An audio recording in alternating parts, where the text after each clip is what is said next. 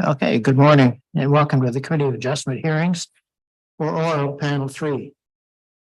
We're a city of Ottawa quasi judicial tribunal that holds public hearings to consider planning act applications, including minor variances to the zoning requirements and consent to sever land.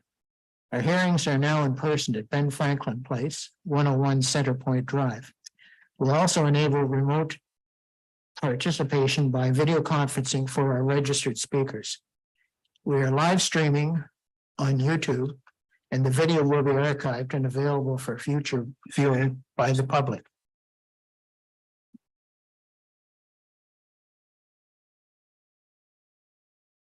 My name is Bill Hunter. I'll be chairing today's hearings, and you can address me by my name or as chair. With me are panel members Jocelyn Chandler on my left, Beth Henderson, and Terry Otto. The procedure for the hearings will be as follows. Listed on the agenda and appearing on screen from time to time are the applications we'll hear today. For the sake of efficiency, I may deal with agenda items in a different order. Panel members have reviewed the planning reports and any written submissions in support or in opposition to each of the applications. Today we'll hear any oral submissions relating to the applications. The panel may ask for a brief presentation of an application, followed by questions for the applicant and city planning staff. We will then hear from members of the public who are registered to speak, and we may also have questions for them. Finally, the applicant, who has the burden of proof, will have an opportunity to make final comments in reply. Please address your comments to me as the chair, starting with your name and spelling if necessary and your address for the record. All presentations are limited to 5 minutes. Any exceptions will be at my discretion. At the end of the hearing, the panel may either make an oral decision or we may reserve our decision, which means it won't be delivered today. In either case, and within 10 days, the Committee of Adjustment will send the official written decision and reasons for it to all the parties, participants, and anyone else who has requested a copy. Does anyone have any questions about the procedure we'll be following today? All right, then. We have several applications to hear today, but first we need to deal with some preliminary and procedural matters. Are there any declarations of interest? None? There are no minutes to confirm from previous meetings today, I'm told. Are there any withdrawal or adjournment requests?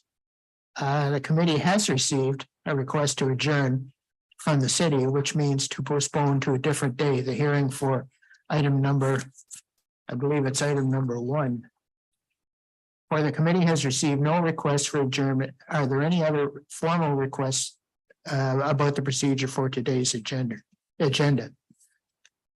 Okay, hearing of applications. Turning to the applications that are before us today, we will first deal with some unopposed applications that are straightforward and recommended for quick approval if there are no objections. And I'd like to deal with number 1, if we could. Anybody here on number 1? And number 1 is 5030 MacHardy Road. Morning, Mr. Chair. Morning. Committee. My name is Jackson Van, and my wife there. Oh, pleased to meet you. This is my wife Blair, and we live at 5030 MacHardy Road. I apologize, I'm quite nervous. Would you like just an introduction? Well, we have looked at what has been filed, and planning has requested an adjournment. Do you know the reasons why they have requested an adjournment? Yes, we do. And do you oppose the adjournment? We would like to continue, if possible. Okay, yes, that's up to you. Okay, please go ahead, sir. Mr. Chairman? Yes, I'm sorry, Ms. Chen. I think perhaps we could, before we make a decision on this adjournment, we could sort of canvass perhaps the city and provide some information to the applicant about the implications of proceeding with the hearing. That would be okay. That'd be fine. Yes. That's something that you. Yes, I am unaware of the implications, to be honest. Oh, okay. Planning? Who's going to speak to this? Okay, Myself. thank you. Thank you, Mr. Chair. So, planning's concerns, with this one particularly are that the mineral resource, impact assessment, we still have quite a few deficiencies in it. I just got some engineering comments back yesterday, with more to come. So basically, if you are to proceed, there's no guarantee that this development would have impacts on the adjacent mineral resource lands, or mineral aggregate reserve lands, I should say. So we currently don't have enough evidence to suggest that this wouldn't have a negative impact on that. Also, the property lines that were used in the report are not the correct ones. So it would actually be the boundary of the zone, not the boundary of the property line.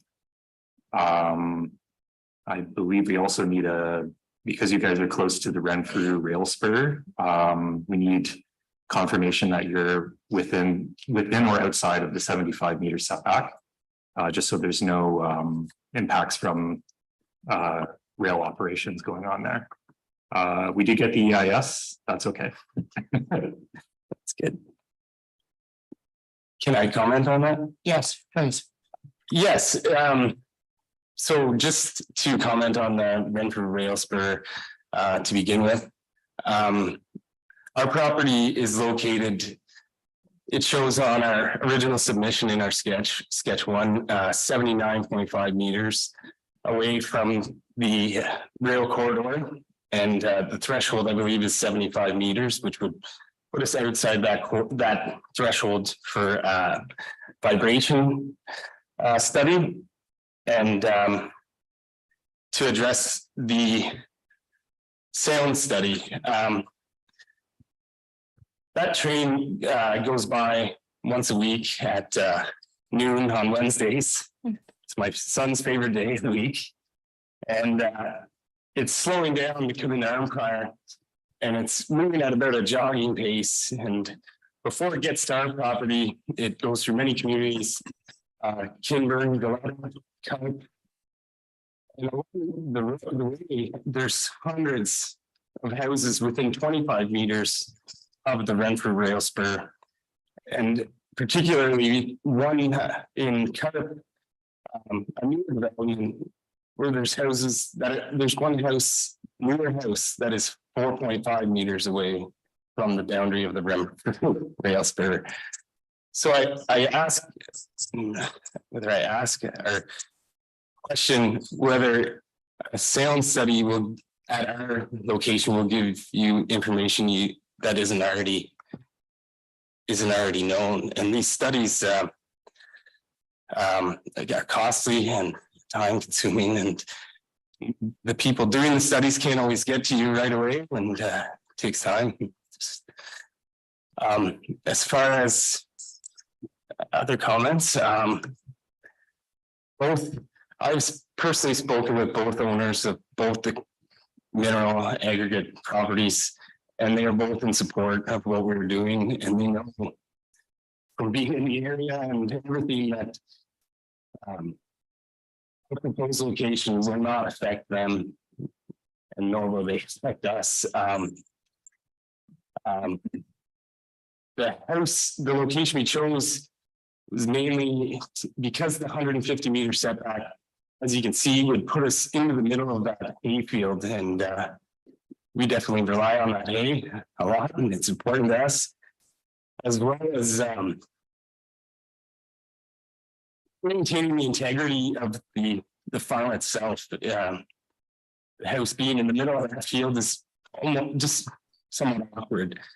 The place we chose is at the bottom of a slope. The slope is roughly 16 feet high, and we would be building at the bottom of it.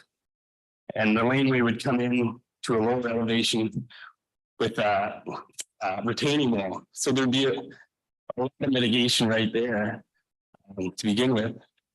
And as far as the minimum aggregate future, sorry, we are considerably far away from it. And the mitigation that is imposed on the licensee as far as berms and noise restrictions from the EPA would definitely be more than an adequate for our house. And I also submitted an original submission in the back. There are some examples of places where this has happened, and one being on McGee Side Road in Carp Road. I drive on quite often, and there's a large pit on the left, Rumps Pit, and there's like estate lots on the right. And with the mitigation, these estate lots, most of the houses are within 50 meters of the mineral ME2 property that is a functioning pit.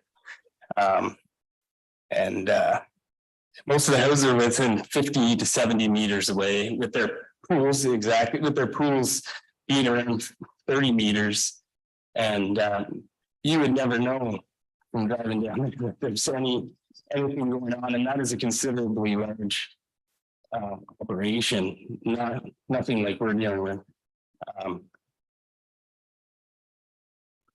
Mr. Chair, if I could just butt in, I'm here to support the Vances in their mineral resource impact statement. I prepared the report, and I'm prepared to speak a little bit more specifically to the staff comments on the mineral resource impact statement. That's fine. Could you go ahead, sir?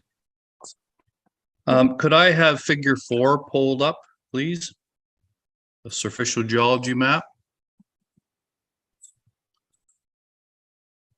Sorry, I didn't. Could you say that again, please, sir? Could I have the surficial geology map? There was 2 or 3 figures that I asked to have set for the meeting. Could I ask this, because the first issue was city staff's request to adjourn the matter. So we've been talking about the adjournment, and I know the applicant has gotten into the merits of it. But can you speak to the adjournment? I think we can show the committee that there's reasonable setbacks based on where the mineral resource areas are during the hearing today. And I think we could proceed with the matter today rather than an adjournment, if that's possible. Well, are the setbacks different from what have been filed with the city in this application? We received comments from the city on Friday, Mr. Chair, and there were some revisions made Saturday and sent back early yesterday. And I think these setbacks make it fairly clear that even though they're within the setback area of the zone property, that they are not within the area where extraction is going to occur, and that the mineral reserve area is non-existent on this site. So I would just like to give some details on each one of these matters to explain why the zoning boundaries are where they are and where they're inaccurate, as well as speak to the mineral reserve area. Okay, sir. Well, what I'll do is give you 5 minutes to do that. Okay. Thank you. Mr. Chair, could we please have the speaker's name and address for the record? Yes, it's Gary McLaren. I represent Milestone Aggregate Consulting Services, Inc. I live at 177-763 Narrows Lock Road, Portland, Ontario. Okay, sir, if you could go ahead. Okay. Just some background. I was a pits and quarries inspector with the Ministry of Natural Resources for 35 years, and am quite familiar. This area was within my patrol area from 1988 to around 2010. I've attended these sites on several occasions and I'm quite aware of them from a compliance and from a geological perspective. As you can see in the first illustration here in figure 4, the mineral resource deposit that's highlighted by the Ontario Geological Survey in the aggregate resource inventory paper 191 for the city of Ottawa, you have a very distinct secondary aggregate deposit of sand and gravel located at this property. As you can see by the numbers 1, 2, and 3, these are the old existing grandfathered licenses that came into effect back in the 1974 when this area was designated under the Pits and Quarries Control Act. At that time, those licensed areas were really configured to be enclosed by security fencing to make people aware of the hazard from the sand and gravel pit. So they didn't necessarily follow the edge of where the sand and gravel deposit is, but rather covered internal fence lines or property boundaries so that they wouldn't have to fence them in requirement for regulations under the Aggregate Resources Act. So that's why this one that's closest to the Vance's property, which is figure 2, the Campbell Mills pit, is quite extensively further north of the deposit area than what's shown here. And I think the satellite image will show where the extraction areas are. If we could move to figure 5. This is the agricultural designations, which again, we look at in comparison with the sand and gravel resource areas. As you can see with a rough indication of where the star and the subject site area is, you're in basically prime agricultural land. That's kind of varies between a 3 and a 4 type soil on that side of the road, and the photos in the back of my report from last spring will show that this is very heavy clay loam type material. It's very good farmland, and a lot of this section is zoned AG in the city's official plan. And you can see the sand and gravel deposit, which is the class 6 soils, very distinctly shown in the sand and gravel area on the agricultural mapping as well.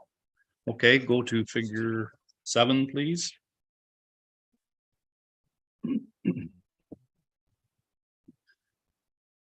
This is a compilation from my report, which shows the sand and gravel overlay that we were just looking at laid over top of the license boundaries of the sand and gravel pits. You can see the Vance's property, the star green spot to the north of the figure. The blue line is the outline of the sand and gravel feature. And if you look into the satellite image, you will see the extraction zones that are within that blue line. If you look at the ME zone license number 4107 at the south end of the figure, that's the Kavanaugh license pit. And I can tell you for certain from many site visits on that property that the area on the north boundary where the blue line is 20 feet of clay loam. There's no sand and gravel beyond that pit face, and that license boundary pretty much takes in the extent of the gravel deposit in that area. The next pit to the north is a very new license. It's licensed under the CARS name, license number 626020. That indicates that it's a fairly new license with a 6-digit number in it. And in fact, it was licensed back in about 2021. These license applications committee take a significant expenditure and time to get a license in place. And probably an expenditure for this site would be in the neighborhood of $500,000. I would anticipate that an applicant would not proceed with a license application, which would not include the extent of the license deposit. And as you can see, that the red line that's just north of the blue deposit line is basically the edge of the licensed area, which runs just slightly outside the deposit area. I have Again, sir, your is up. Say again? I'm sorry, your time is up. Okay. And Um, we're only so I doing just took, adjournment. I want to reemphasize that, if I might. okay. I would like to speak just very briefly on the MR zone to the north as well, if I could. How does that relate to the adjournment? Well, it's non-existent, so it really shouldn't hold up. There's no basis for comments on the protection of that mineral reserve area because there is no sand and gravel in that area, as we've shown on the agricultural mapping, that it's sandy, very clay loam type material, and it's agricultural purposes, and there's no sand and gravel there. I've checked the mineral resource limestone bedrock mapping. It does not show any bedrock in this particular area to save, and there's no mining sites in that area. So I have no idea why that mineral resource reserve area is designated in the OP, and that is not part of the discussion as far as I'm concerned. Thank you very much, Mr. Lift. Sorry, I just wanted to jump in again.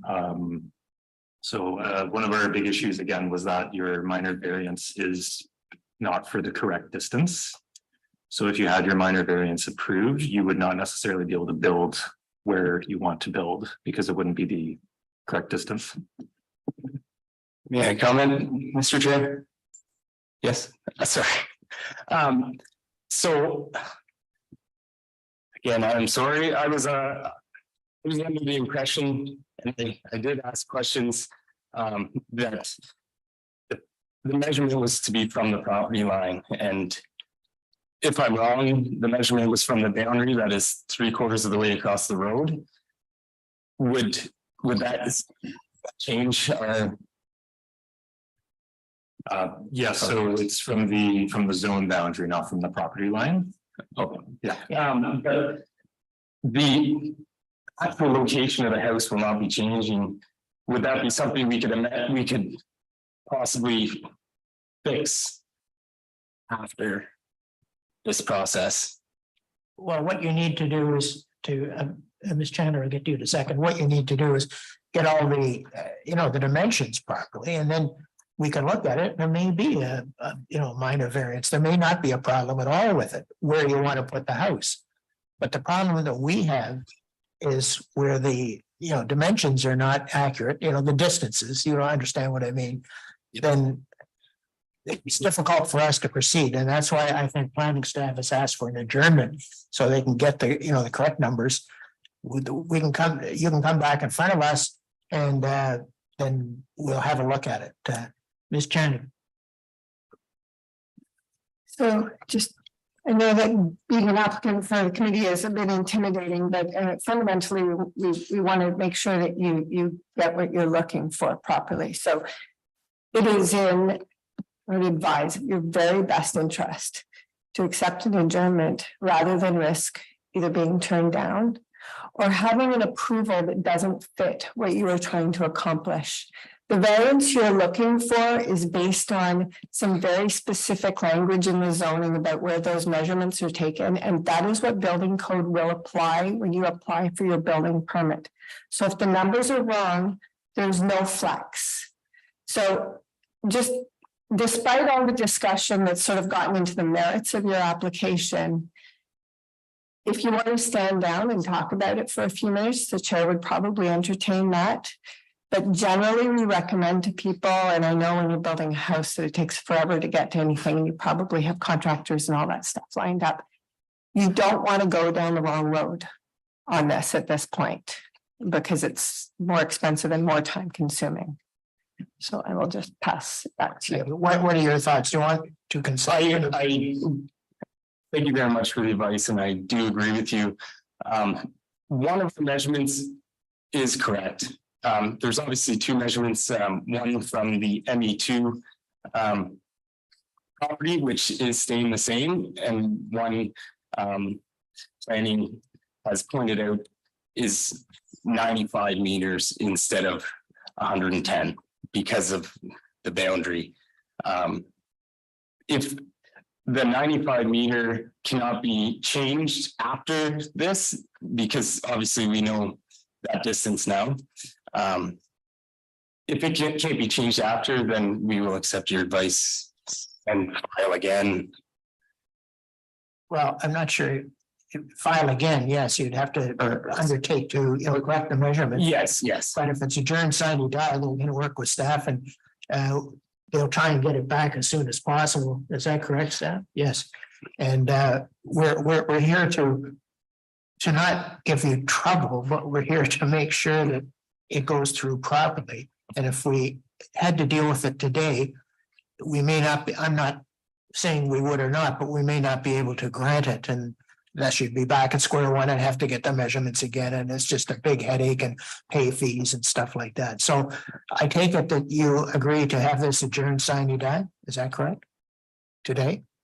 What do you think? Sign, you die means to a date to be fixed, because we don't know whether it's going to be 2 weeks or 4 weeks that it's going to take doing stuff, that's all. Right. Mr. Chair, if I just might add, we just received the comments from city staff on Friday, and we've hurried to try and get the measurements changed and the amendments to the report done for yesterday morning.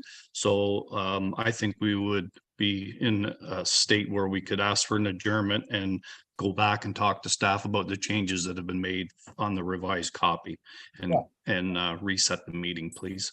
All of that's good. I'm glad to hear that. So we have 2 ways we can adjourn it: to a fixed date, which would be 2 weeks from now, or 4 weeks from now, or sine die, which means as soon as you work with staff and work it out, then it can be brought back on. Do you want to add something, Mr. Lynn? Yes, so I just want to know if reducing from 110 to 95 would require recirculation, because it's a different distance. I don't know. What are your thoughts? Mr. Chair, whether or not my apologies, whether or not an amendment requires recirculation falls to the discretion of the committee. The notification requirements are that the notice outline the purpose and effect of the application. So based on the amendment proposed before you, the panel would have to make a determination on whether or not that requirement is met in light of the altered dimension. I think we'd have to reserve on that.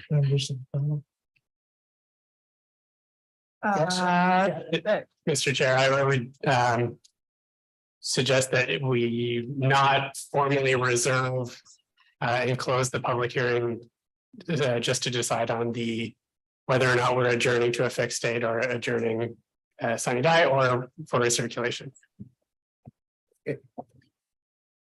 Okay, well, members of the panel, Ms. Chandler, did you have a comment you wanted to make? I think that maybe we should make clear to the applicant the difference.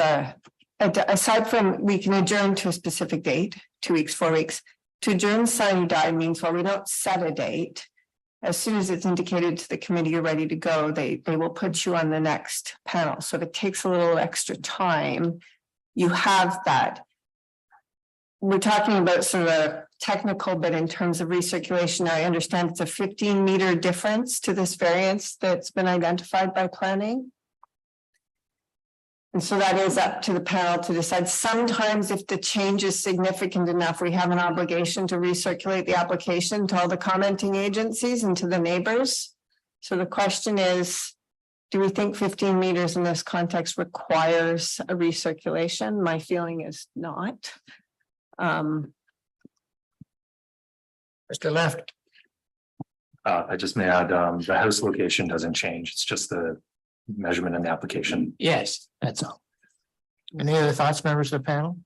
Whether we need to have them send it out again and circulate it or not? Sure, I don't think it needs to be recirculated, mind you. I don't either. Okay, so you don't have to recirculate. Thank you. Thank you very much. It's out of the way, folks. To address the adjournment time, whether it's sunny die or 2 weeks, to change from the 110 to 95 would be just resubmission of our application paper. That's correct, yes. Okay. In 2 weeks, Or it could be 4 weeks too. It doesn't have to be 2 weeks. Could be 4 weeks. 2 or 4. Yeah.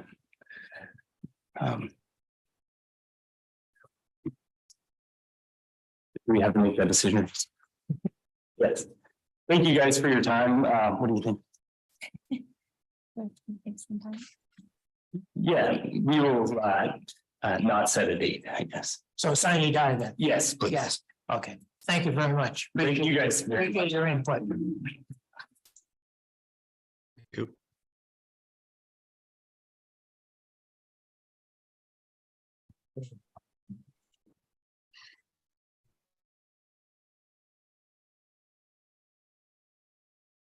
And the next application would be Ninth Line Road. Somebody here to speak to Ninth Line Road? Yes, sir. Would you like to come ahead?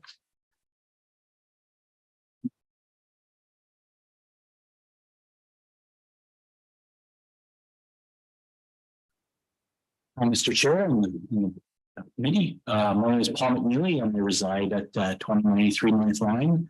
I'm just part of the application process, so just here to represent myself and my neighbor if there's a need to speak of anything special. Okay. There was a question, we have looked at this, as I indicated in my opening remarks.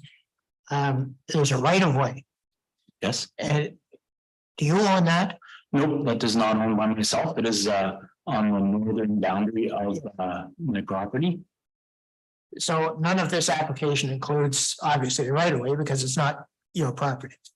That's correct. Yeah, it's used by the Snowmobile Association in the wintertime, owned by a farmer on the George Corners Road. Yeah, is that Mr. Williams? Yes, it is. Yes, okay.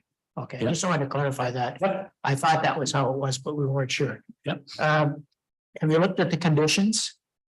There was, so that came yesterday, there was, I guess, release of, some property along the road.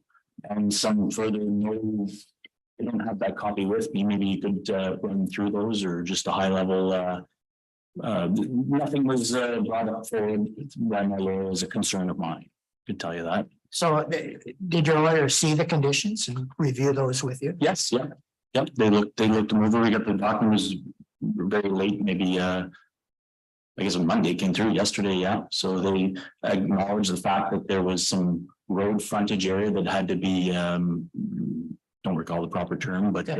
What we should do is briefly review the conditions. Sure, yeah. So you know, because I want you to be fully aware and not partially aware. I would think that's proper. Mr. Lefter, who could review the conditions just briefly? I'll be speaking to that, Mr. Chair.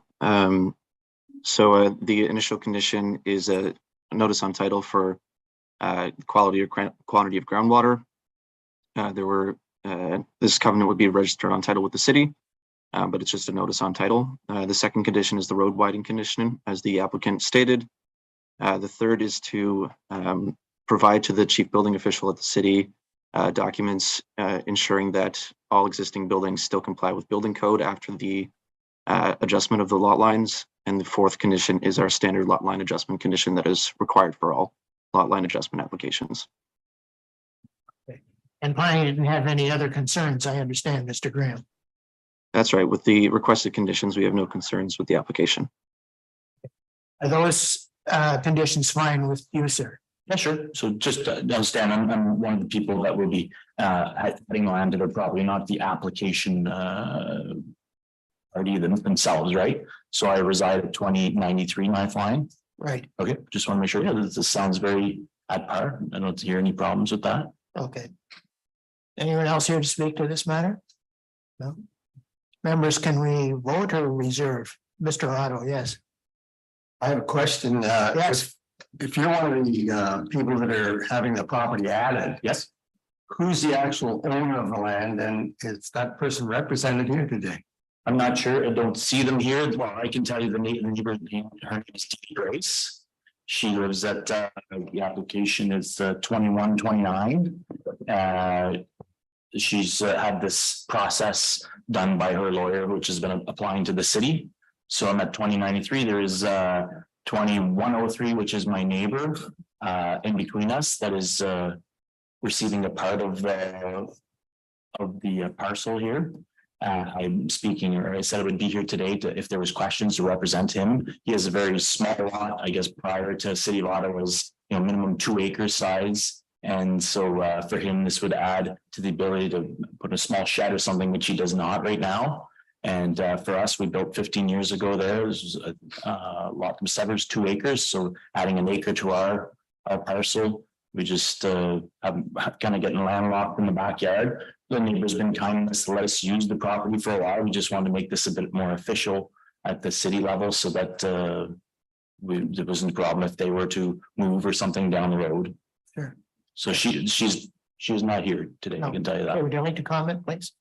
Thank you, Mr. Chair. I'm told from staff that the applicant's authorized agent is online, Mr. Francis. He needs to accept the invitation to come forward in the video conference.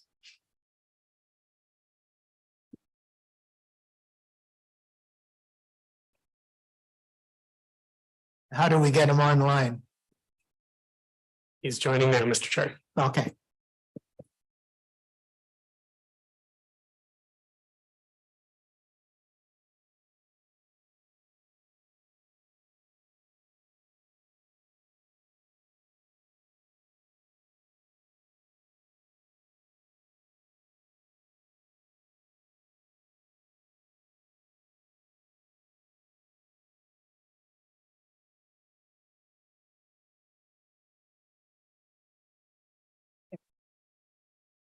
Chair, we understand he has joined the meeting, but his camera and microphone may be off.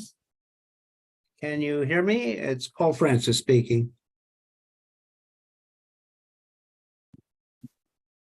I can hear you. I'm trying to see you. Okay, I can hear you. Okay, as long as you can hear me. The applicant has no problem with the conditions. We are simply adding 1 acre to each of 2 adjoining property owners. Okay, thank you.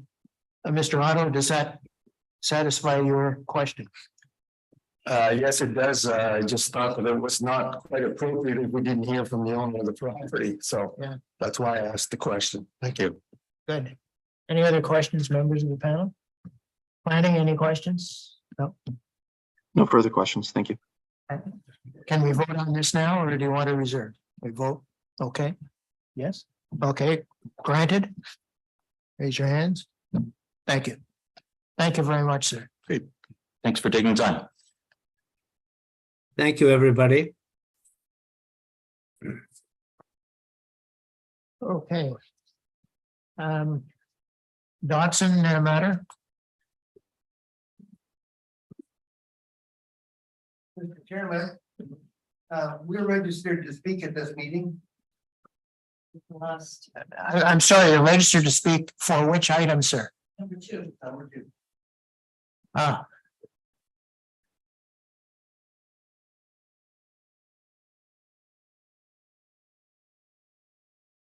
Maybe we should get Mr. Francis back on the line. Is that possible? Because I think the applicant has left. Mr. Alberto is going to help us.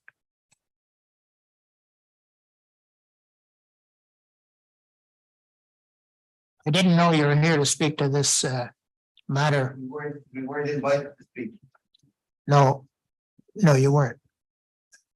Because I didn't know you were here to speak to it. That approval, everything. Yeah. We're registered to speak. Yes, no, I'm not contesting that, sir. We're going to let you speak in just a minute as soon as we get the gentleman in who was speaking to it, and maybe we get Mr. Francis. Is that possible to get Mr. Francis back on the line? Yes, I'm here. Can you hear me? Yes, I can hear you. Could you just hang on, because there's some people here to speak to the matter. And I want you to hear what they have to say. Okay. Okay, sir and ma'am, would you like to come forward and hear and speak to it? Thank you.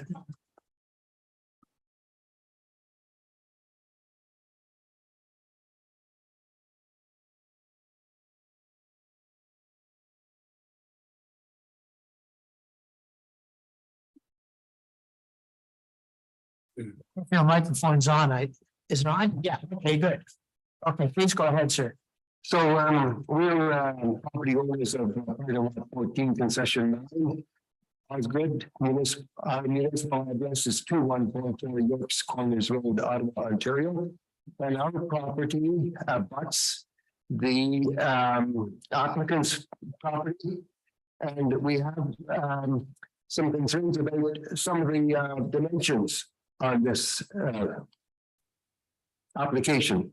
So if you refer to document identified as Committee of Adjustments, June 16th, 2023, City of Ottawa, you will see that that document shows the retained land as 16.5 hectares. It does not include, however, the right of way that we enjoy the use of. And if I could I'm sorry, I can't make out what he's saying. the document identified as Committee of Adjustment, June 16th, 2023, City of Ottawa. The retained land does not indicate the inclusion of the. I'm not getting what you're saying. It's garbled. Mr. Francis, it's clear here. I don't know from a technical point of view what to do to resolve it. Maybe staff can assist. Is there something we can do here? I can hear you clearly. Wow, that's good. Perhaps we'll try another microphone. Maybe, sir, if you move, there's another microphone to your right. If you want to move over there. Okay. Oh, we'll change the microphones. Okay, that's even better. Yes.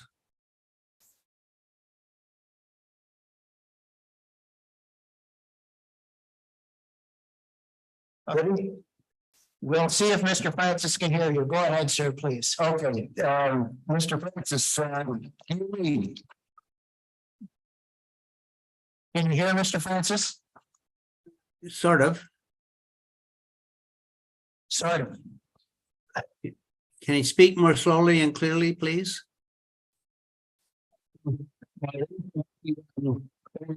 Adjacent to the applicant's property, identified as retained land.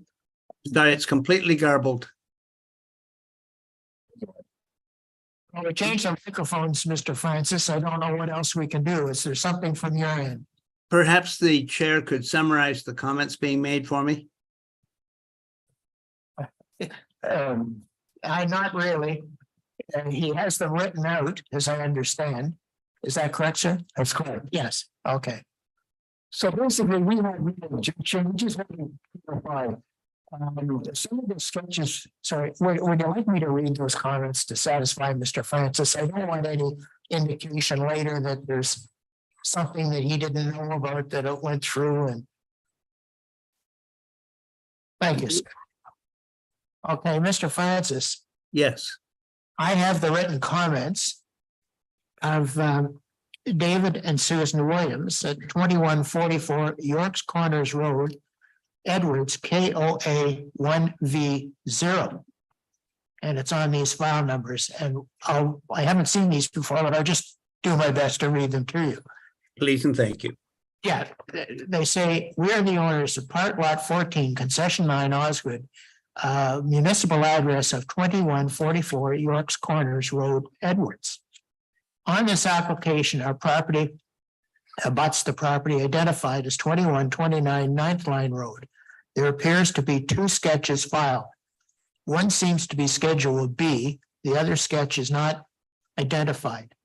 The identified sketch seems to identify the retained land bracket. This abuts our property, close bracket.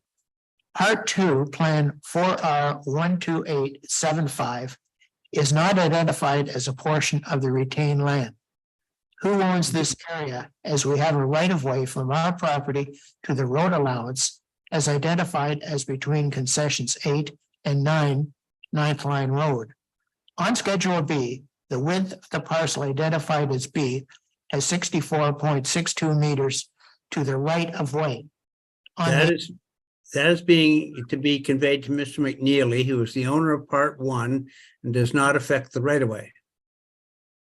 It goes on here on the, on the unidentified sketch, part A appears to be the same parcel as part B on Schedule B and has a width of 63.74 meters to the right of way. The question is, quote, is the width of the right of way consistent through the whole length of the right of way, close quote. We are requesting to attend the meeting identified, etc. And then they asked to be informed by email, and those are the comments that have been made. And Mr. Francis, you had one comment there. Are there any others? There's no change to the right of way. The parcel B being conveyed does not include any part of the right of way. And it goes to Mr. McNeely, who is the owner of part 1, adjoining to the west, southwest. And so I don't see how it affects these people in any way. Does that answer your question, Mr. Williams, or not? It does not clarify the retaining line being a part, the right of way being a part of the retaining line on this document. On this document being what sketch is that? It has a number. What is it? It's not identified. Oh, the unidentified. Thanks.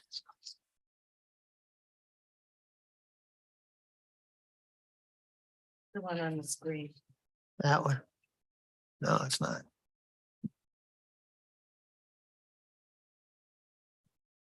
Which one is it? His concern is, see this number here, 6374 is different than the number here, 16.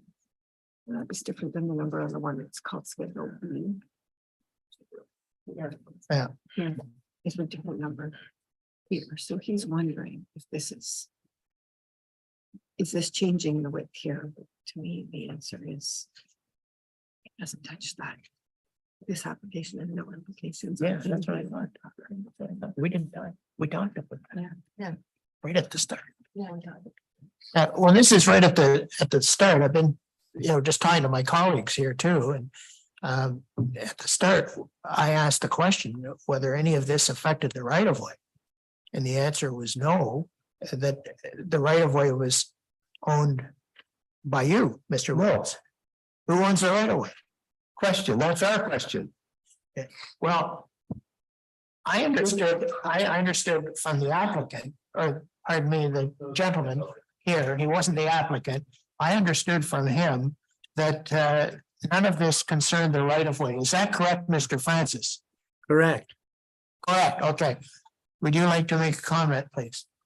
Thank you, Mr. Chair. I was just going to sort of remind the committee the decision has already been rendered on the application. So this discussion being only for clarification, I was simply going to point out that it was confirmed that the severed line does not include that strip being the right of way to the north.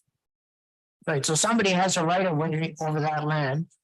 And it's not the applicant, It's us, and it's you. yes. Yeah, so that's it. Okay. Yes, so even if it doesn't show up as a portion of the retained land, it is a part of the retained land.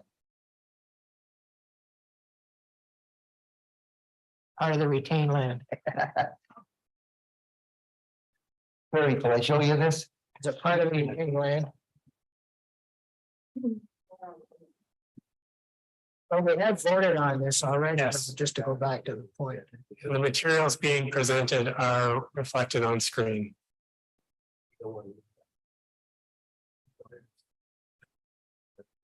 None of this takes, none of this takes away from the right of way, Mr. Williams. Doesn't involve the right of way, as I've said several times. Okay, thank you very much for coming. Okay. Thank you very much, sir. Yeah.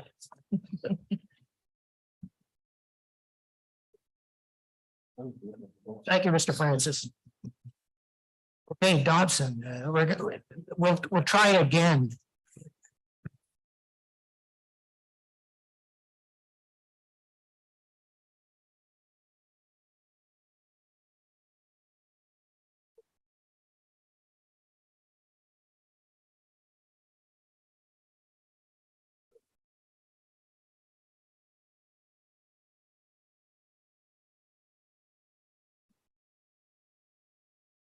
Who's up the bat first?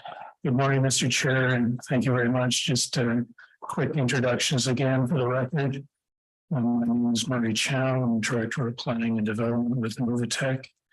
I am joined this morning by my colleague Adam Thompson, also joined by Roberto Alberto from Gowings, and online with us this morning is Mr. Drew Palouse from Gemtech, who would be available to address any questions or provide comments with respect to the EIS that has been prepared and submitted to the city.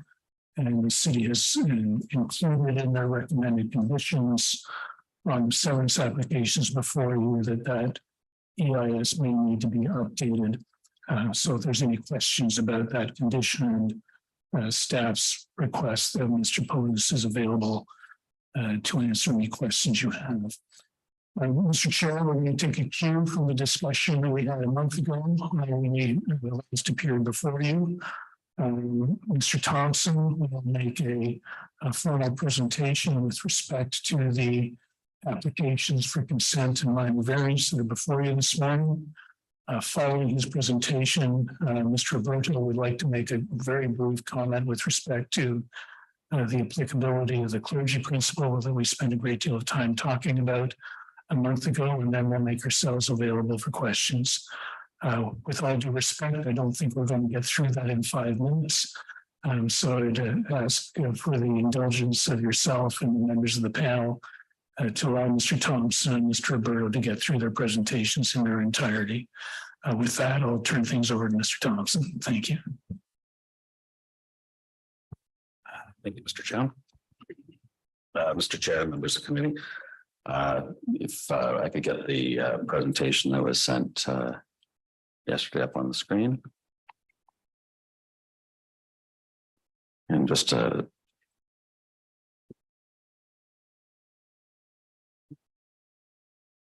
applications, we can go to the next slide. The applications are for 6305 and 6335 Dobson Lane, which is on the south side of the village of Richmond, south of the Richland Drive subdivision. Go to the next slide. This is just to show the applicant's current land holdings, which also includes a landlocked triangular parcel that is within the village boundary. You can go to the next slide. This is an excerpt of the official plan, of the old official plan designation for the lands, which is a combination of general rural area and rural natural feature. The rural natural feature being the darker color in between. And the next slide shows the current official plan designation being rural countryside.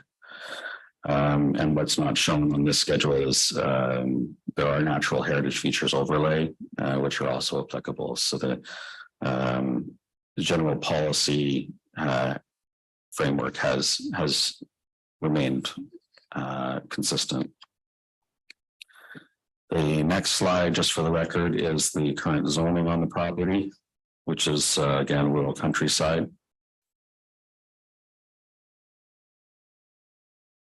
And quickly go through the details of the consents. I'm sure the committee has been made familiar with them. The 6305 Dobson Lane is to create one residential lot from the whole parcel, and that lot would be 2.01 hectares in size. Next slide is an image. So this shows where that new part one, where that new lot would be located. In the top left corner, that is shows where the extension of Richland Drive would also be located, which would provide the frontage for this lot. To the next slide, which is the consent applications for 6335. Here we're proposing two new lots off the retained parcel. Lot number one, it's 2.44 hectares in size, and lot number 2, which is shown as part 3, is 3.17 hectares in size. These lots are considerably larger than lots in the adjacent subdivision, which we'll touch on. Next slide, sorry, is the figure showing the two proposed consents off 6335, with part 1 being at the end of the extension of Richmond Drive, and adjacent to abutting the reaches up to the rail line, and part 3 is the second lot, which is also off the cul-de-sac, the future cul-de-sac. The two lots on 6335 Dobson Lane require minor variances for reduced lot width.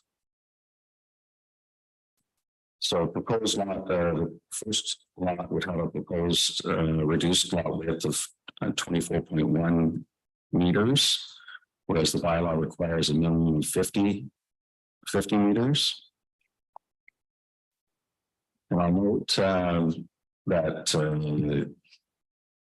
we disagree with the correction that the city staff have made in the staff report, suggesting that the frontage would be 0. We on the basis that there will be a road created, and at the time that the severance is finalized, that road being a condition of the approval will exist, and that frontage will therefore be applicable. So it will not be, it is not 0. I note that the 5 minutes is up, and I note Mr. Chown's comment that would probably take more. Would another 5 minutes be appropriate, sir? Maybe a little longer when we get into the official plan comparison that we spoke to at the last meeting. Is it possible to do 7 minutes? I just picked that number out of the air. Is that possible? It is, Mr. Chair. Okay, well, let's do 7 more then. Okay, we want to give you a fair opportunity here. I appreciate that. Thank you, Mr. Chair. We'll keep running through it as quickly as possible. So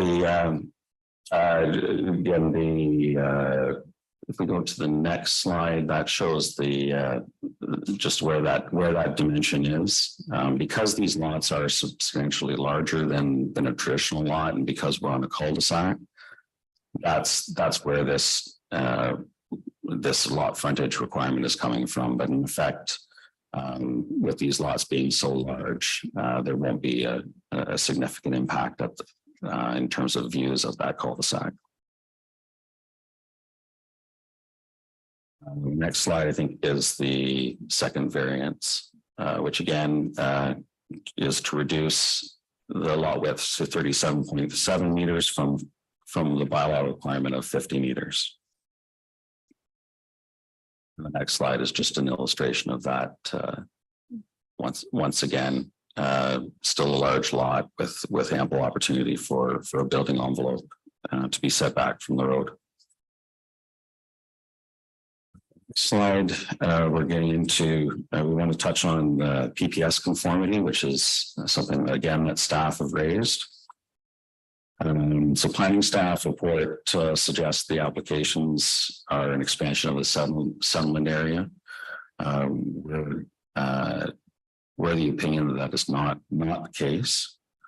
And we turn to the PPS definition of settlement areas, which is settlement areas mean urban areas and rural settlement areas within municipalities, such as towns, cities, towns, villages, and hamlets that are, and they enforce this, built up areas where development is concentrated and which have a mix of land uses. It's our submissions that the proposed lots are not concentrated development compared with the Village of Richmond. 3 lot sizes are proposed range from 2.1 hectares to 3.17 hectares, as opposed to the adjacent residential community, which is all generally 0.4 hectares. And also in comparison with other recent developments in the Village of Richmond, where lots are being developed on an urban standard, which it's silly to talk about hectares at that point. We're down to townhouses that are 0.01 have a hectare. So again, to the next slide, also dealing with PPS conformity. The extension of the road does not constitute the expansion of the settlement area. So the proposal to extend Richland Drive through a road opening application is not restricted by the PPS. Neither of the policies in either the 2003 or 2022 official plans would restrict the extension of the road outside of the same area. And, we've provided 2 examples. If we go to the next slide. This is just a quick example of the end of Brian Coburn Boulevard in Orleans, which, as you can see, extends outside of the urban boundary in that area and into the rural area. And there's no suggestion that that road itself or the lands on either side have now been deemed to be settlement area. The other example we have is on Moores Road in the Village of Goleta, where there are 3 existing lots on the north side of the village that are only accessed by Moores Road. And again, those lots haven't been considered or been made part of the village boundary simply for the fact that you can only access them through the village. So that with those examples, again, we contend that the PPS, that we are in conformity with the PPS, that there is no expansion of a settlement area for these applications. 2.5 minutes left, we're into the OP. So I'll just run quickly through some of the policies between the 2003 OP and the 2022 OP that we find are problematic in terms of the 2022 official plan and how they prejudice this application. So I'll first turn to section 3.2.4 of the 2003 official plan, which speaks to rural natural features and development within rural natural features. And the language states that rural natural features are natural areas that in the rural area contain significant woodlands, wetlands, wildlife habitat that were identified by the Natural Environment System Strategy in the 1990s. These lands include components of the Natural Heritage System Defined in System Section 2. Development within or adjacent to these lands must be assessed in terms of its impact on the area's natural features and functions, particularly impacts arising from the extent of disturbance and the location of buildings. If we turn to then the 2022 official plan, that language has been modified. And so the policy now reads, the Natural Heritage System overlay consists of Natural Heritage System core area and Natural Heritage System linkage area as follows.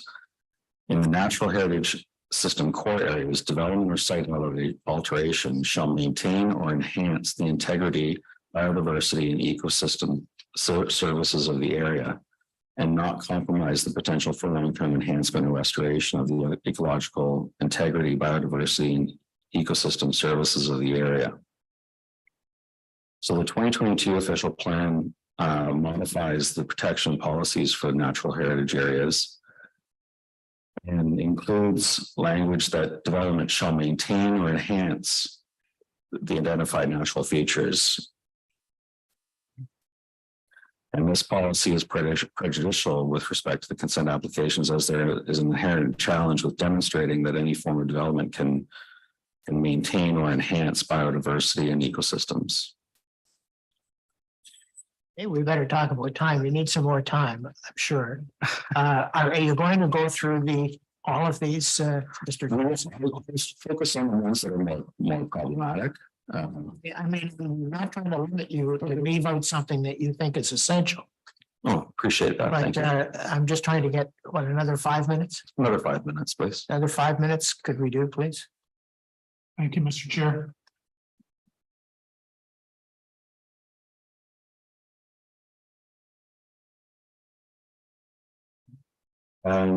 So if I move to the next slide, then we're at policy 7 in section 3.2.4.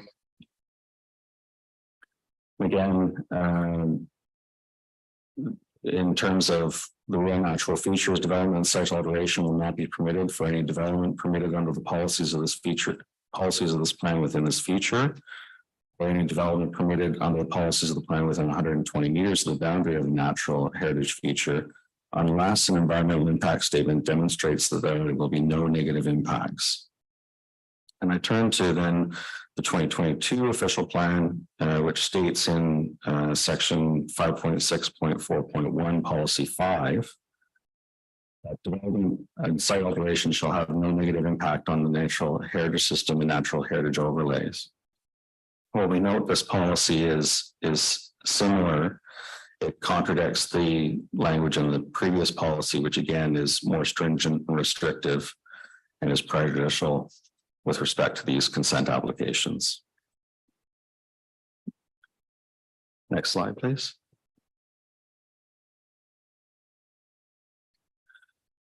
There was, sorry, policy 10. 3.7.2 policy 10 of the 2003 official plan, and it contains a number of policies dealing with severances in the rural area. These are the policies that establish that there's a maximum of 2 lots created from any existing lot in as of 2003. The new 2022 official plan has similar language, but adds policy D, which states that the lot has frontage on a public road and shall not access a provincial highway. This is not a requirement that's in the 2003 official plan. And once again, the 2022 official plan then prejudices these applications on the basis that that there has to be an existing public road rather than a proposed.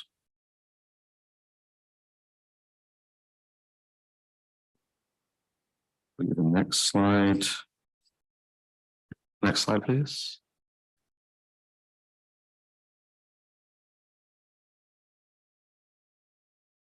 Next slide, we're dealing with the policies in section 9.3 of the new official plan, which again under policy G, where a lot is located outside of a historical settlement area, limited residential infill is permitted, and the following conditions apply. 1, that the proposed lot have frontage on an open and maintained public road. 2, that the proposed lot an opposite lot containing a dwelling where its front yard is on the same road. 3, the proposed lots are in vacant lots between the existing dwelling and the front yards on the same road and not situated more than 250 meters apart. And 4, the proposed and retained lots should be of similar size to the existing and surrounding lots and shall not be less than 0.8 hectares. Once again, these policies are all new to the 2022 official plan and prejudices these applications by adding criteria that cannot necessarily be met because we're proposing a road as opposed to there being an existing one.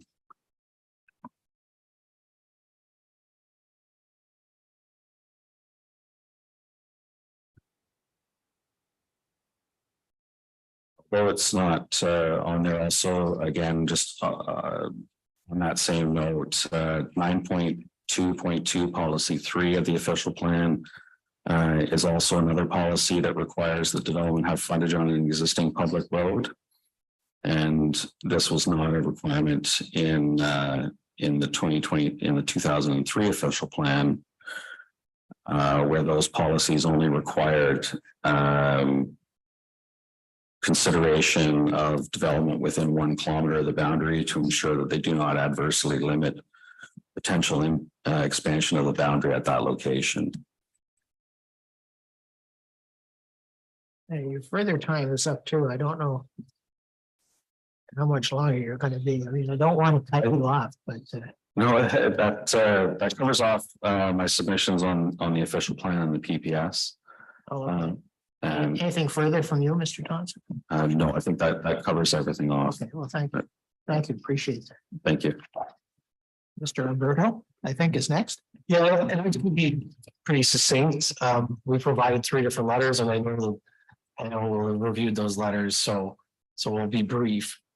I did want to provide some comments in relation to the July 22, 2023 excerpts that Mr. Hunter provided to us. Firstly, I'd like to commend that. Seeing engagement on a principled legal discussion and giving the parties an opportunity to engage on that, I think is a really good positive practice. And I was very happy to see that. My reading of the excerpts is that they focused on the rebutting of the clergy principles. So clergy applies in the vast majority of cases, and the correspondence between the applicants and city's legal counsel was basically on that, whether that presumption even applied primarily, like was there a complete application or not. And so I'm not going to repeat that. There was a couple de minimis changes after November 4th, and I think that's the citations to the James Dick case by the city that talks about whether it was the application is fundamentally deficient and inadequate, so it does not constitute a valid application. I think that's not our facts at all, and that argument even was rejected by the board in that matter. So we've agreed that clergy is not absolute. If you look at our letters, they do say that as well. The city didn't raise the points that would rebut the presumption, so I would suggest that the analysis in theory could stop there. You have the submissions from Novatech here that do show the prejudice. And I don't know that there has been an argument by the city that the 2022 OPS is more restrictive. Like I don't know that there's an issue of a disagreement between the parties over that. And I haven't heard any submissions or seen any statements about the public policy override for why that prejudice wouldn't matter. And therefore that the clergy principle that fairness should apply in the majority of cases, including this case. Mr. Harrigan had argued that the transition provision in the 2022 OP essentially abolishes the clergy principle. That's completely at odds with the principle. It's not a statement that was made by the city's legal counsel. It's no authority has been cited to support that position. I think one of the other excerpts that was interesting points to the PPS and saying clergy doesn't apply to PPS. We agree with that. Novatech's opinion is that the decision is consistent with the PPS, and I think that's compelling. And further, the PPS hasn't changed since the original applications went in on this matter anyway. So in conclusion, we submit the clergy principle applies and that the application was received September 22, 2022, and that the 2003 official plan should be applied. Subject to any questions, those are my comments. Mr. Harrigan, do you have any questions or comments with regard to Mr. Thompson or Mr. Alberto?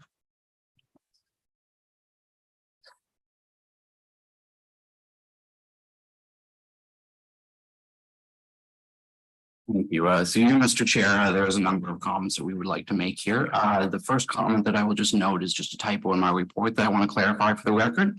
So in my report in the last section under the severance policy, I make reference to 9223. It should be 923 policy 3.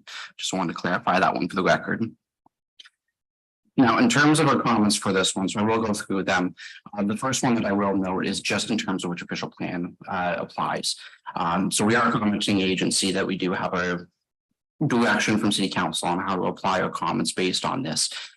We have a number of guidance, mainly being document 6, which is included as an appendix within my report, which notes based upon when a deemed application was received is determined which official plan shall apply.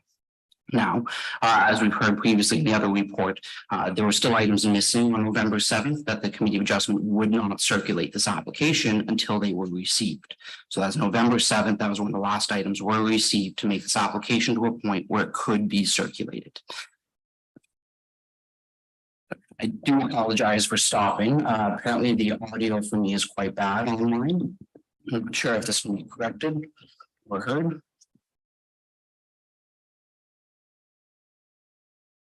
You'd just like me to continue and proceed. Well, the audio is fine here. I will proceed then. So as I was noting, the last item required for circulation was received on November 7th, and then a complete circulation package was received on November 9th. This is after the minister's approval date, which would trigger the new official plan.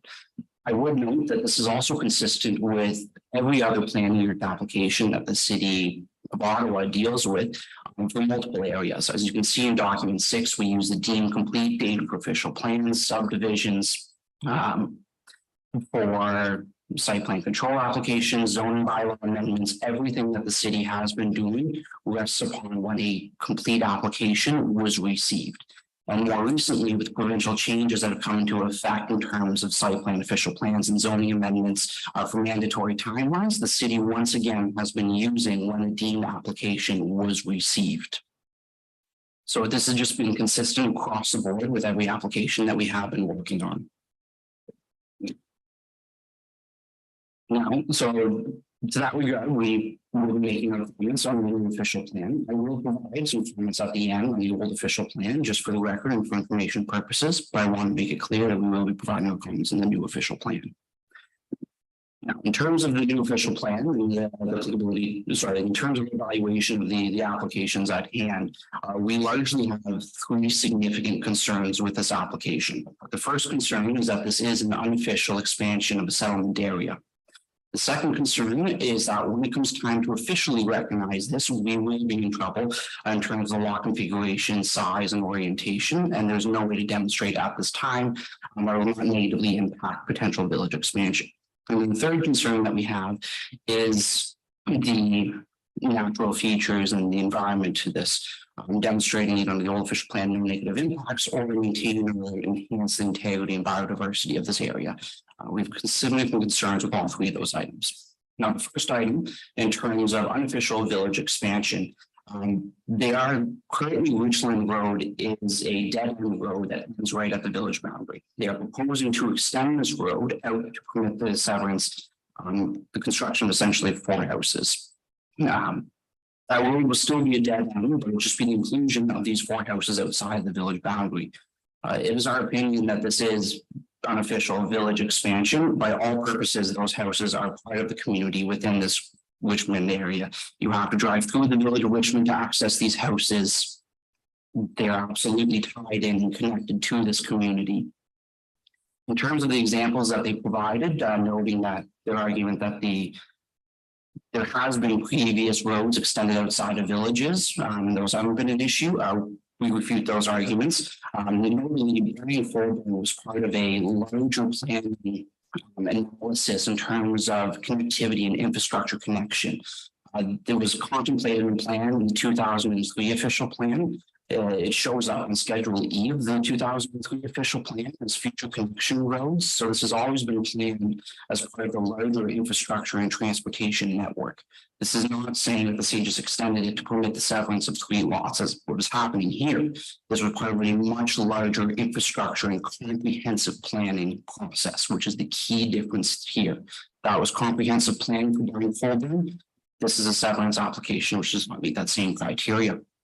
In terms of the Groupe Road, new Groupe Village, that road existed on the 1880 atlas. So we can see it's already existed before the planning, before provincial policy statements, back to the 1880s.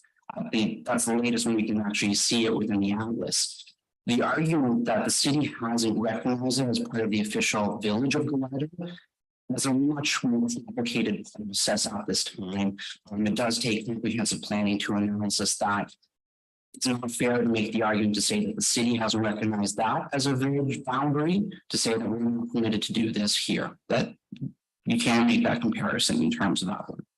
So it is our firm position that this is settlement expansion by all purposes. They are part of the community of Richmond, and there's no way to really distinguish that.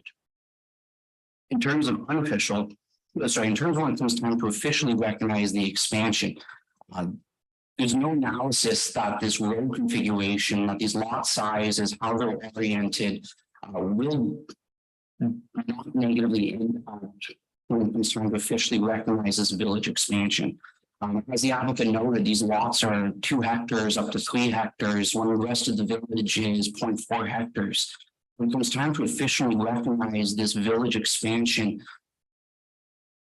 there's been no analysis that those lots can be further subdivided appropriately to fit within the character of Richmond Village, which is a requirement under both the old official plan and the new official plan.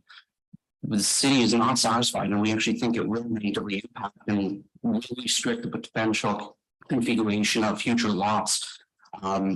Road construction itself does negatively impact how the village can expand. It's defining and setting an infrastructure in place right now. It means that all planning moving forward has to be accommodating around that already built infrastructure.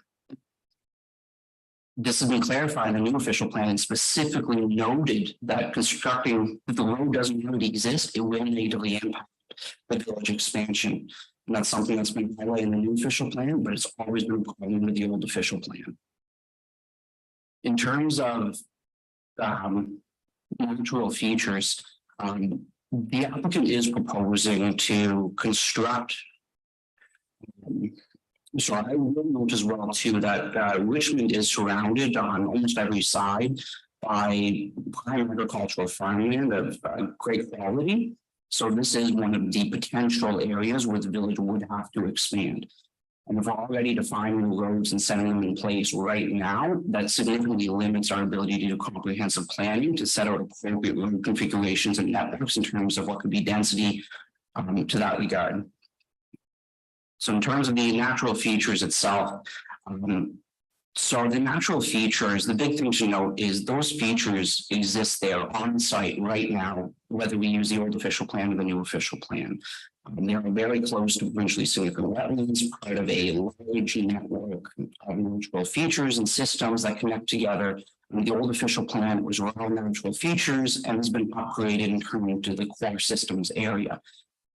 Regardless of the designation, those actual features exist on the ground right now.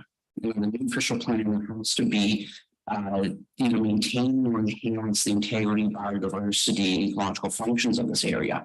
Constructing a 150-meter road by 20-meter road that requires clear cutting of all of the significant woodlands does not maintain the biointegrity, the biodiversity integrity of this area. And I'll even in the old official plan, you can't argue no negative impacts if you clear cutting all of that area. That's a substantial amount of area for a brand new road to go through there. Let alone the houses that would have to be clear cut for that as well too. Again, 0.2 hectares in terms of what the development envelopes would be. Or 0.2 hectares times the 4 houses that proposed, potentially a 5th one for the retained land. You can't argue no negative impacts based on how much the significant woodlands that they're actually removing, and in terms of what that plays in terms of significance to it.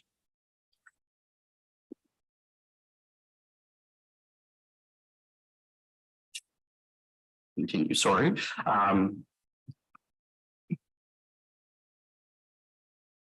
So largely those are our concerns, just that this is unofficial village expansion, that the arguments the applicants put forward in terms of previous examples are not applicable. When it comes time to officially recognize this, we do run into some significant challenges. And finally, in terms of the ecological features and functions, regardless of which official plan you apply, the amount of impact towards this is not no negative impacts. It just cannot be supported at this time. Thank you. And if you do have any additional questions, we do have city legal services that can help clarify if we have any comments regarding which official plan applies. Sorry, I have legal services here. They're on the call. On the call. Okay, I see that, Mr. I just have. There may be other questions, but just one. Mr. Alberto, in his comments today, said that after they first filed, the changes were quote unquote de minimis. What are your thoughts on that? Thank you. Our question, or respond to that with a question, and it would be, could the committee of adjustment have circulated that application? Would they have before November 4th? And ultimately, the answer was no, otherwise they would have. So at this point, submitting part of an application isn't a complete application. You submit part of one. If you're missing 7 sketches, it's not an application, it's part of an application. And this is the same that we've applied to every other planning act application. I understand that. I'm just, I think, you know, the members of the panel are trying to get an idea as to what the differences were as time went on in the filings, you know, of the applicant. One side says, well, they were insignificant, basically. We're saying, no, they were important. The application couldn't be looked upon as being valid until after that change in the OP. So, but I don't know what those changes were or were not. I mean, they're characterized on one side as, you know, de minimis, the other side, I guess, significant. So are you able to offer any help there? In terms of whether there were significant changes or not, I can't provide too many comments. Ultimately, the position is that the committee of adjustment deems an application complete. And as per city council's guidance, that is the date that we're meant to apply at this time. And again, too, if we were to say that the application could be circulated before November 4th, there is still the issue of the transition policy, which does clearly state that staff may apply whichever provisions are more restricted. The point to that is that this isn't a surprise that caught the applicant off guard. This has been something that has been well known for a long time. Sorry, members, if I may just ask another question, but the transition policy, I'm not sure what that is or what legal effect or force it does. It may be policy of the city to do certain things. Whether that's legally binding on applicants or not, I'm not sure. Is that documented anywhere if we wanted to see it? I presume it is. Sorry, my apologies. I'm unsure about the question. The document 6, the transition policy, is included within the appendix of the report. Okay. And then just guidance from city council on how we're meant to operate between when they approve the official plan Okay. and when before the minister does. So it's guidance from council. Yes. Yeah, okay. Just give Mr. Alberto an opportunity, wanted to reply to that one aspect, if you could, please. Yeah, and from Novatech's presentation, we had some of our original slides. So if you go for slide 28 up, it will go to the particulars of what the changes and iterations of the applications were. So it's slide 28 from the Novatech presentation, but there was a first submission in July of 2022 that included the EIS. And then the sketches all went in on September 2022. So Mr. Harrigan said a missing sketch. That was a missing sketch as of November 4th, just to be very, very clear. No, I think he's just using it as an example. I just want to be 100% everybody that that's not our facts. Sketches were in September. In September. And so it should be later. These are, it's again, slide 28, 29.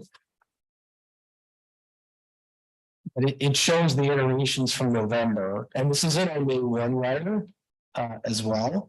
So you can see there the third submission November 1st. So the one that the city originally was having to have was November 9th.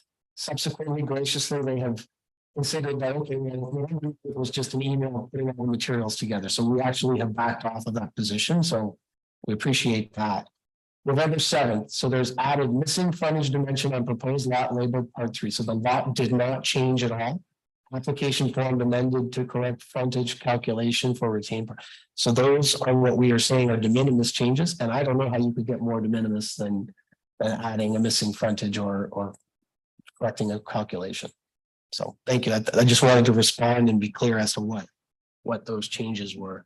Okay, members of the panel, any questions? If I may just add to that, Mr. Chair, Yeah, you know, Mr. Glenn put the question to the committee as to whether or not they could have circulated before November the 4th. In my opinion, absolutely, they could have. The reactions to the sketch and the application form that Mr. Roberto just took me to weren't determinative in terms of the applications. But kudos to committee staff, frustrates the heck out of us, but they go over every application with a fine tooth comb before they put it in circulation. But there's no doubt in my mind that they could have put this application in circulation before moving to the 4th. Thank you. Mr. Harrigan. Thank you. I believe that's a question for committee staff, but that if that's in their mandate that the required frontages to be shown and they won't circulate an application without it, that's the answer. That's their procedure and their standard and their minimum threshold. We have our minimum threshold for applications as well too for other types of application. And if an engineering document's missing a seal and a stamp, we won't circulate it without that.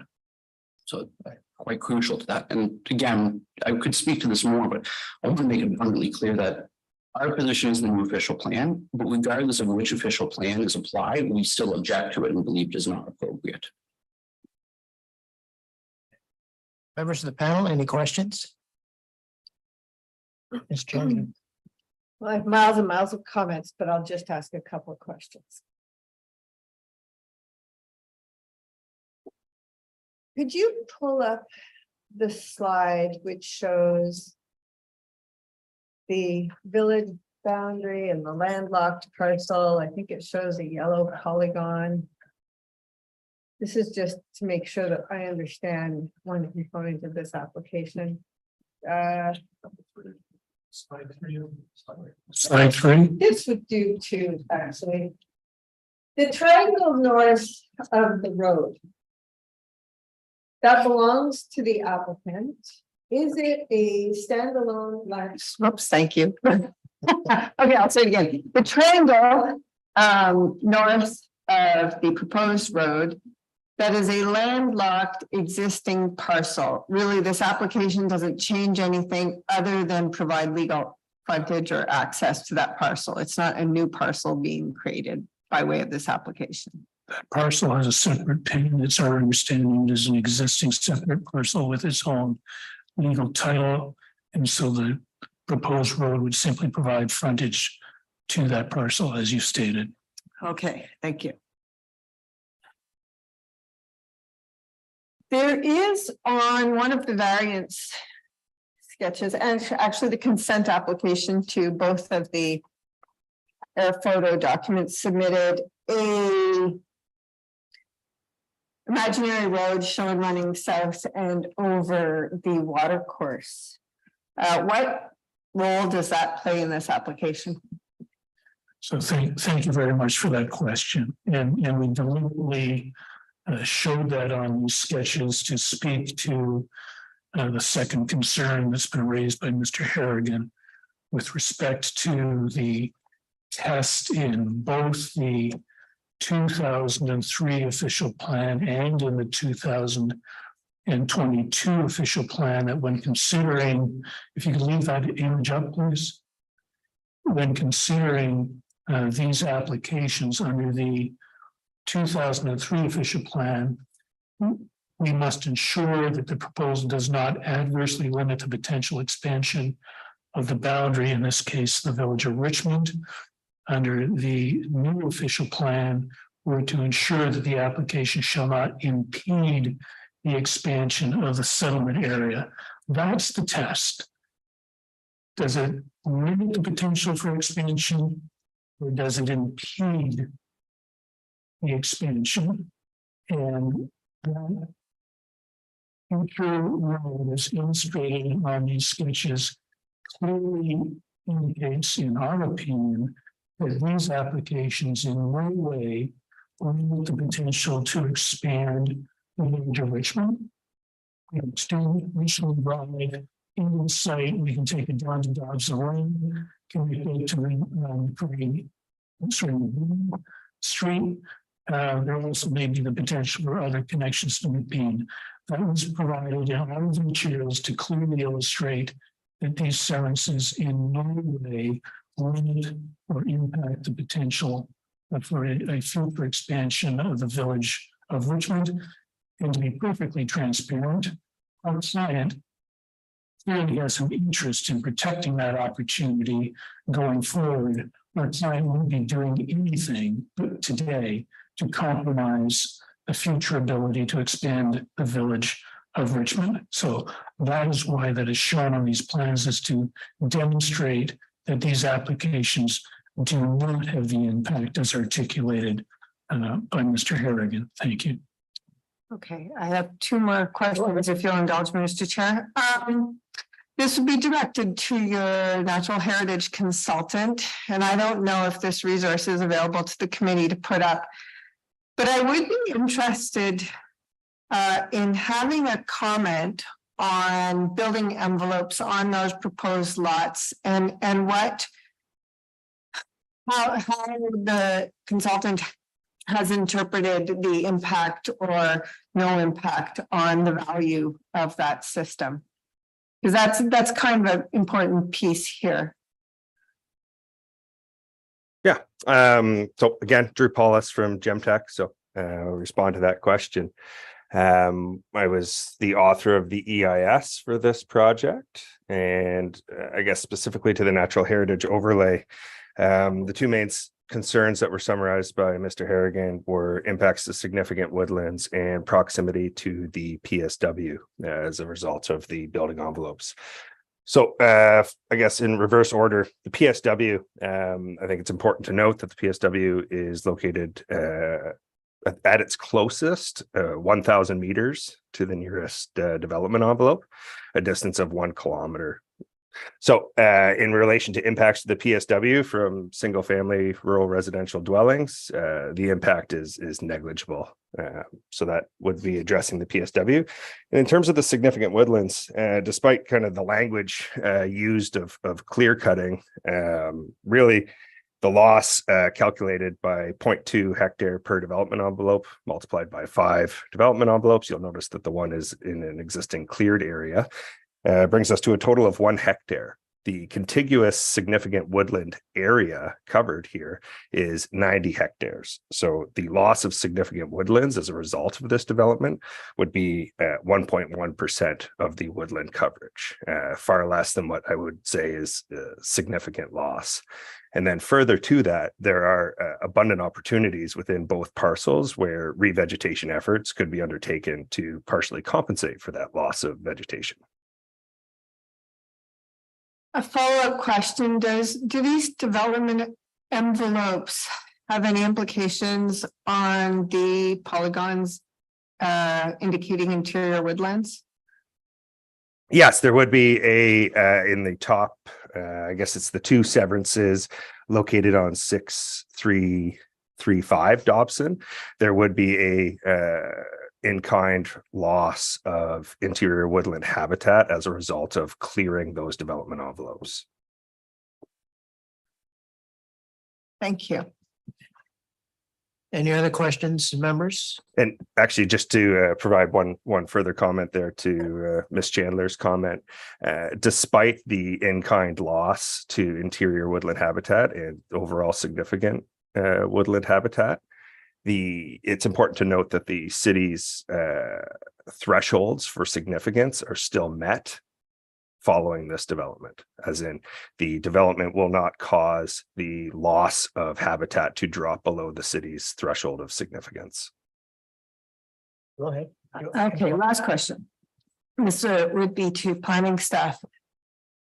Certainly, the committee's experience over the past little while has, we understand that staff have been directed to provide comments on both the old and new OP and include the more restrictive policies. And I understand that has been the direction to staff. The document which described the transition policies for applicants and tied the deemed complete date to which policy they'd be assessed under. I am not familiar with that document, and if it was in the package, I'm sorry. Is that available? Because I know what the direction was to staff, that council direction to staff was to provide the comments on the more restrictive of the two policies. So regardless of when this application was deemed complete, those comments were going to come forwards because they were after council approval of the OP. But does the document cover the like the applicant side of it and say, if it's not deemed complete by the time the province approves it, then those policies apply? Am I asking the question in too complicated a way? I know what direction was given to staff. What direction was provided in those transition policies to applicants? Mr. Harrigan, do you have an answer? Yes, thank you. So just for the record, the transition policies include an appendix within my planning report. This was approved by City Council, I believe, in 2021 on October 24th, when they also approved the official plan. This document was made public to the public.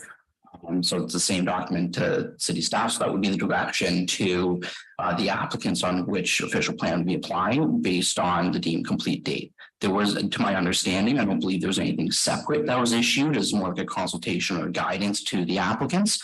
It was more noting that this would be how city staff will be evaluating planning act, the various planning act applications. Thank you. That's all, Mr. Chair. Okay, thank you. Other members of the panel, any comments or questions?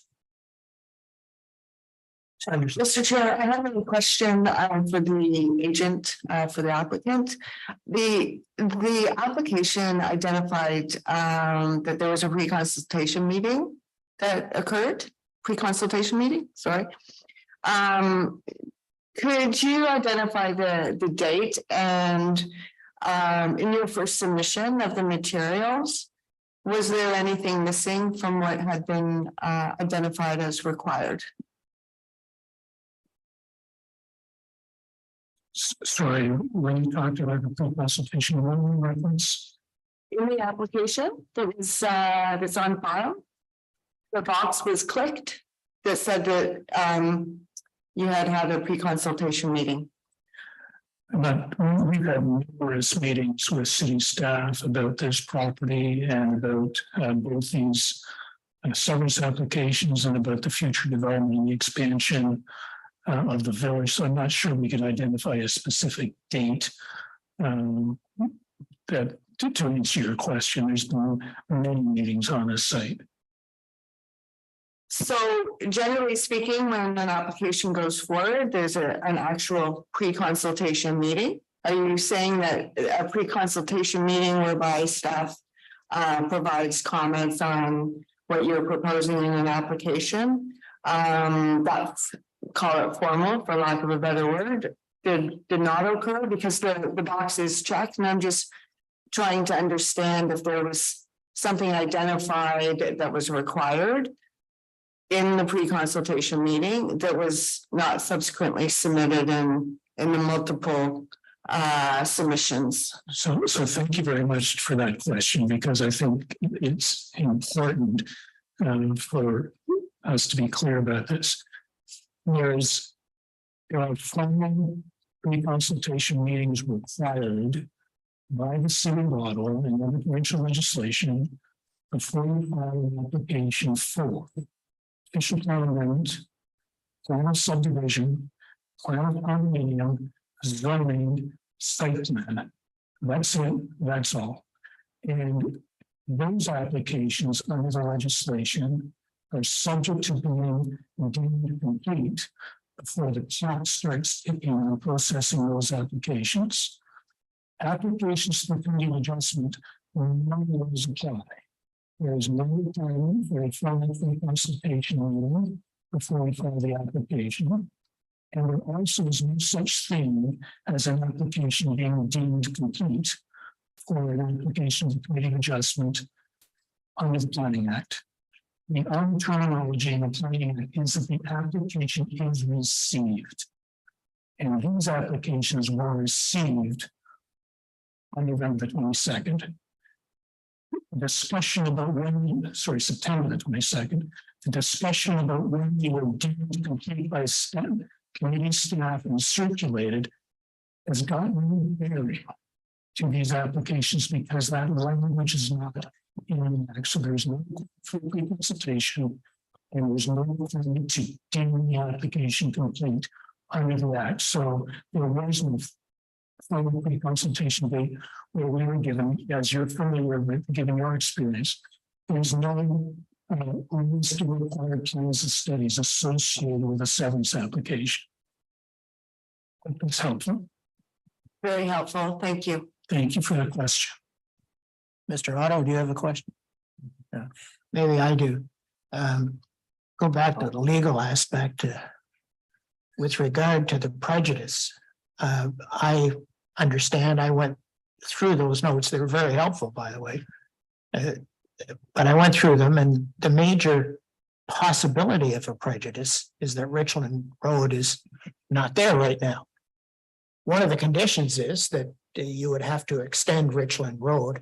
I presume that condition is acceptable?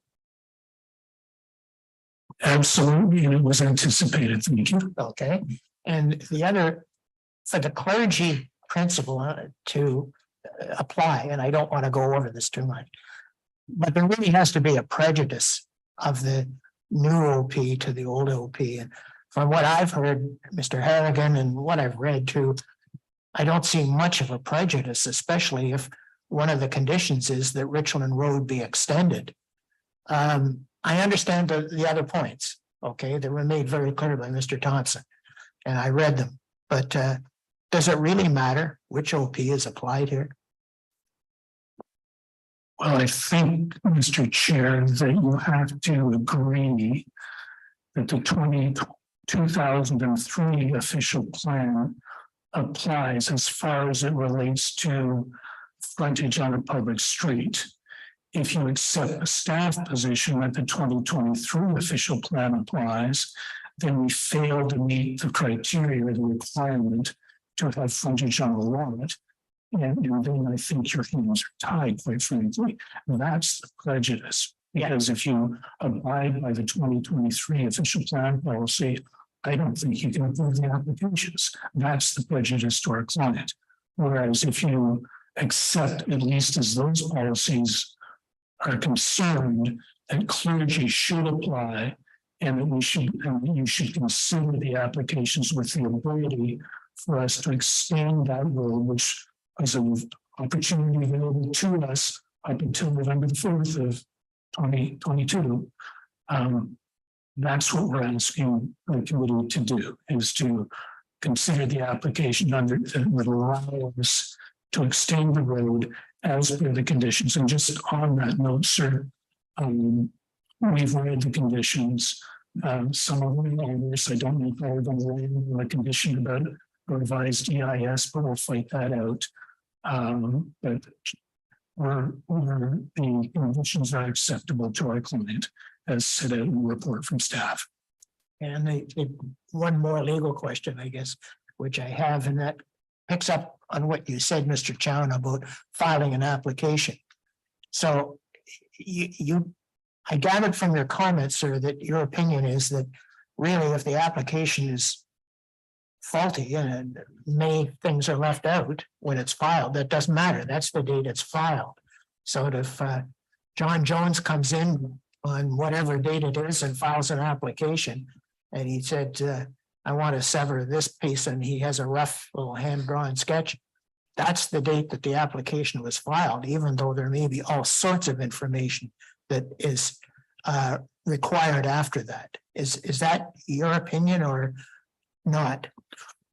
Well, there are probably degrees, and I can understand, I can assure the panel and staff that files an application with the committee. We make best efforts to make sure it's complete. But yes, and my opinion is backed up by clergy, which I highlighted last time we were together, and It's included in the, as an appendix to Galley's, the most recent Galley letter to you, where clergy indicates quite clearly that the application changed over time. But they still recognize the initial application date.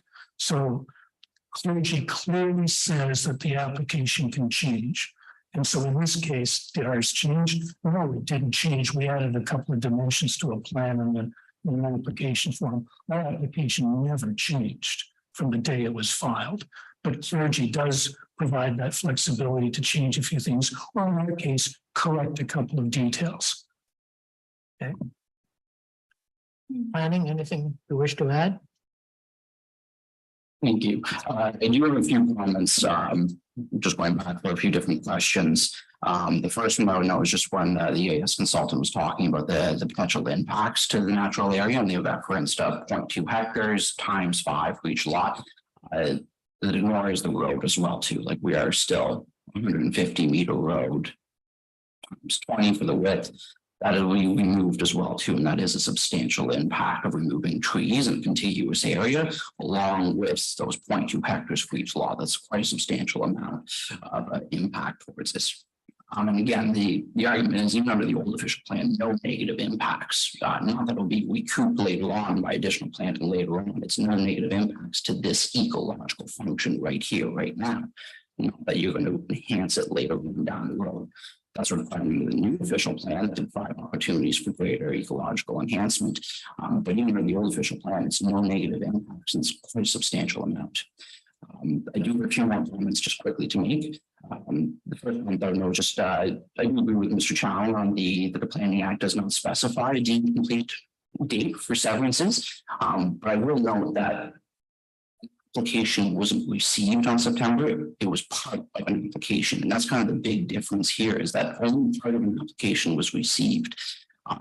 The full application that you would need to actually circulated to everyone wasn't received until November 7th, when that was when everything was there. Until that point, you did not have an application that was in. You had part of an application, and that's quite a substantial difference to that.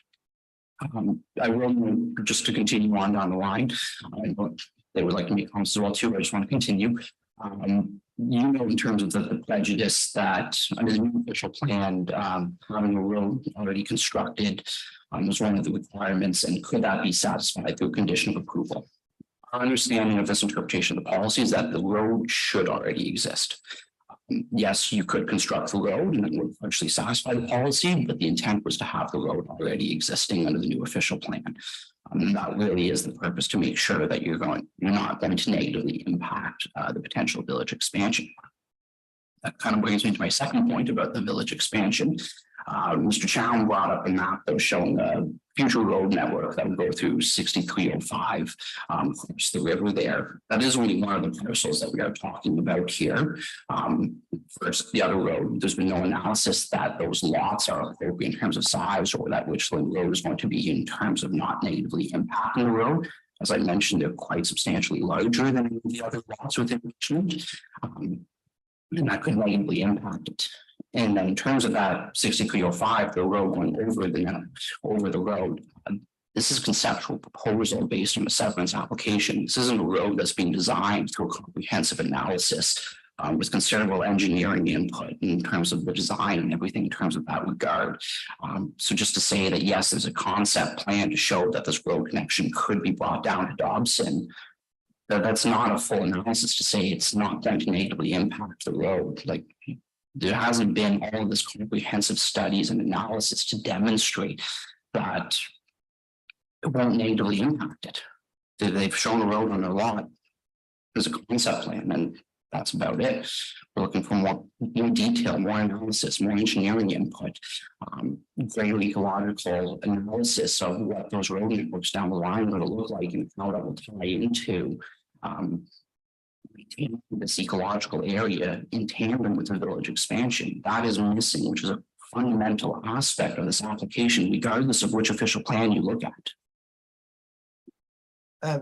Panel, I'd offer each of you a chance to ask questions before I give the applicant a final opportunity to sum up. Any further questions, panel members? No, okay. Applicant, it's your opportunity to sum up and conclude. So thank you very much, Mr. Chair, members of the committee. So I think maybe I'll just start with the clergy question. I do think it's relevant to the applications that are before you today, and particularly in the policies that we just discussed a moment ago about the requirement for frontage on a public road. With respect to the applications, as per Mr. Thompson's presentation, we're firmly of the opinion that the applications are consistent with the provincial policy statement. We're firmly of the opinion that these applications do not represent an expansion of the village of Richmond. The definition of settlement areas is a concentration of development. What we're proposing here are very large lots. You can possibly describe what's before you today as a concentration of development, particularly when you compare what we're proposing today with the development that's occurring in the village of Richmond today. What you're seeing in Richmond today are typical suburban subdivision developments on small suburban lots, townhouses, small lot singles, semi-detached homes. That is concentrated development. That is what constitutes a settlement area. That is what constitutes the village of Richmond. What's before you today in no way constitutes concentrated development, and we're firmly of the opinion that the applications before you are not an expansion of the settlement area. There's nothing in either official plan that requires us to do the in-depth studies that Mr. Kerrigan's are suggesting are needed for us to, or for you, to determine that these applications do not limit the potential for the expansion of the village or do not impede the expansion of the village. There are clearly opportunities to extend a road system into these retained lands on properties. These applications are before you today. And as I said, it would be foolish of our client to be before you today with applications that would in any way limit the potential expansion of the village or impede the expansion of the village. And then lastly, you've heard the comments from Mr. Police from Gemtech. He's done a tremendous amount of work. His boots have been on the ground in terms of assessing the potential for negative impact on natural features. And that's the testing of the old official plan, is negative impact. He's of the opinion that there will be no negative impact on the identified resources, whether it's the interior forest habitat or the provincially significant wetland, if you were to approve these applications. That's his professional opinion that you've heard from him today, and that's reflected in the EIS that has been submitted to the city in support of the applications. We would ask you to approve the service applications that are before you. The main agreements applications truly are, in our opinion, they meet the four tests. The lots that are being created have significant width and depth. The fact that they don't meet the lot width requirements defined in the zoning bylaw is really inconsequential to the applications that are before you. Thank you very much for the opportunity to present the applications. Thank you very much for the additional time that you gave us in our presentation. And I thank staff for the discussion and debate that we've had. I would ask you to please approve the applications as filed. Thank you very much. Well, thank you all. It was very thorough. Thanks. No other matters? None, Mr. Chair. Okay. We'll reserve on this. Yes. Okay, we're going to reserve on this matter and we're going to adjourn. Thank you. Thank you very much.